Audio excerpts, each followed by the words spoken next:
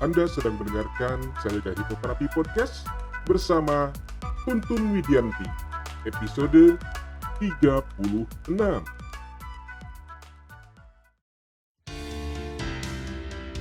Selamat datang di serial audio podcast bersama Sayaga Hipnoterapi, institusi penyedia layanan hipnoterapi dan konseling profesional di Kota Bandung yang membantu penanganan berbagai masalah kesehatan, emosi, dan perilaku yang mengganggu kualitas hidup. Berpijak pada nasihat luhur, eling, waspada, lan Sayaga, serial audio podcast Sayaga Hipnoterapi hadir untuk membantu Anda menata kehidupan yang berkualitas secara fisik, mental, emosional, dan spiritual dengan sikap yang lebih berkesadaran, lebih berwaspada, dan lebih bersiaga. Jumpa lagi bersama saya Tuntun Widianti di audio podcast Sayaga Hipnoterapi Bandung. Semoga para kawargian semuanya dalam keadaan senantiasa sehat dan sejahtera dimanapun Anda berada. Pada podcast kali ini saya akan memaparkan tentang memaafkan dari perspektif psikologi. Pernah tidak para kawargian memiliki rasa kesal, dendam, kecewa, atau amarah terhadap seseorang? Nah, perasaan-perasaan tertentu pernah tidak para kawargian memiliki rasa kesal, dendam, kecewa, atau amarah terhadap seseorang? Nah, perasaan-perasaan tersebut tentunya sangat mengganggu kita. Apalagi jika bertemu dengan orang yang membuat kita merasa kesal, marah, ataupun kecewa. Atau bahkan hanya mengingat peristiwanya saja dapat memunculkan emosi-emosi tadi. Sehingga membuat kita menjadi menurunnya mood atau suasana hati, bahkan sampai kita menjadi malas dan tidak bersemangat untuk melakukan aktivitas kita. Mood atau suasana hati kita kembali biasa-biasa saja saat bertemu dengan orang tersebut atau mengingat peristiwanya. Seringkali banyak yang menyarankan agar kita memaafkan orang tersebut dan melupakannya. Namun apakah kita bisa semudah itu memaafkan bahkan melupakan semua yang menyakiti yang telah terjadi?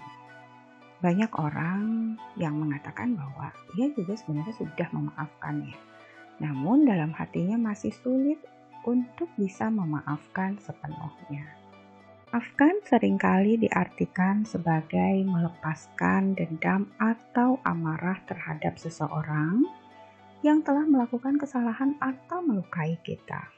Namun, dalam psikologi, memaafkan lebih dari sekedar mengabaikan atau melupakan perbuatan orang tersebut. Dr. Robert Entrance, seorang psikolog yang terkenal dengan penelitiannya tentang memaafkan, mendefinisikan bahwa memaafkan sebagai proses mengganti emosi negatif dengan positif terhadap orang yang telah menyakiti kita. Nah, proses memaafkan ini ada beberapa hal yang perlu diperhatikan. Yang pertama adalah penerimaan emosi. Penerimaan emosi ini merupakan proses pemaafan dimulai dengan penerimaan dan pengakuan atas emosi negatif yang timbul akibat tindakan yang merugikan. Hal ini melibatkan mengenali rasa sakit, kemarahan, atau kekecewaan yang kita rasakan. Kemudian yang kedua, pengertian dan empati. Nah, di sini penting untuk mencoba memahami perspektif orang lain dan faktor-faktor yang mungkin telah mempengaruhi perilaku mereka yang menyakiti kita. Hal ini dapat membantu kita untuk merasakan empati dan melihat mereka sebagai manusia yang kompleks dengan kelemahan dan ketidaksempurnaan. Yang ketiga adalah keputusan untuk memaafkan. Memutuskan untuk memaafkan tidak berarti bahwa kita mengesampingkan kesalahan atau menyatakan bahwa perbuatan tersebut tidaklah penting.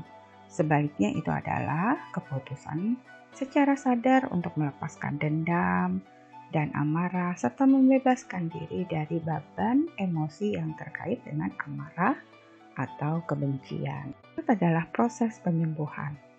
Nah, memaafkan memungkinkan proses penyembuhan untuk dimulai. Ini dapat membantu kita untuk melepaskan beban emosional yang membatasi dan memungkinkan kita untuk berkembang dan tumbuh secara pribadi. Kita bisa memaafkan orang lain dan membebaskan diri kita dari rasa benci dan amarah. Tentu ada manfaatnya bagi diri kita. Yang pertama adalah kesejahteraan emosional. Kita sudah dapat memaafkan orang lain, maka hal ini dapat mengurangi tingkat stres kita, kecemasan, dan depresi kita. Hal ini memungkinkan kita juga untuk merasa lebih damai dan bahagia dalam hidup kita, karena kita sudah terbebas rasa dendam dan benci serta amarah pada seseorang. Kemudian kita juga memiliki hubungan yang lebih sehat. Dengan memaafkan, membantu, serta memperbaiki hubungan interpersonal, dengan mengurangi konflik dan meningkatkan rasa keterhubungan serta empati kita terhadap orang lain. Kemudian selanjutnya adalah kesehatan fisik. Nah, dari penelitian yang telah menunjukkan bahwa memaafkan dapat mengurangi tekanan darah serta meningkatkan sistem kekebalan tubuh dan mengurangi resiko penyakit jantung. Adalah meningkatnya kualitas hidup. Dengan melepaskan dendam dan amarah, kita dapat mengalami kebebasan emosional yang memungkinkan kita untuk fokus pada hal-hal yang lebih positif di dalam hidup kita. Nah, jadi para kawargian, ingin tidak memiliki kehidupan yang damai, kita menjadi sehat secara mental dan juga emosional kita. Jadi, memaafkan memang bukan tindakan yang mudah dan seringkali merupakan proses yang panjang dan rumit. Namun, melalui pemahaman dan kesadaran akan manfaatnya, kita dapat membuka pintu untuk pertumbuhan pribadi dan kesejahteraan emosional yang lebih besar. Seiring dengan itu, memaafkan juga merupakan tanda kekuatan dan kedewasaan dalam menghadapi tantangan hidup.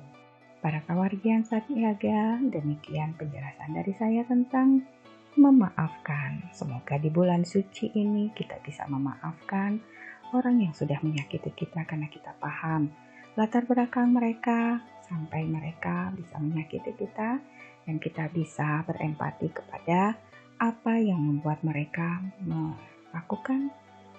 membuat kita menjadi tersakiti. Terima kasih. Salam Eling Waspada dan Sayaga.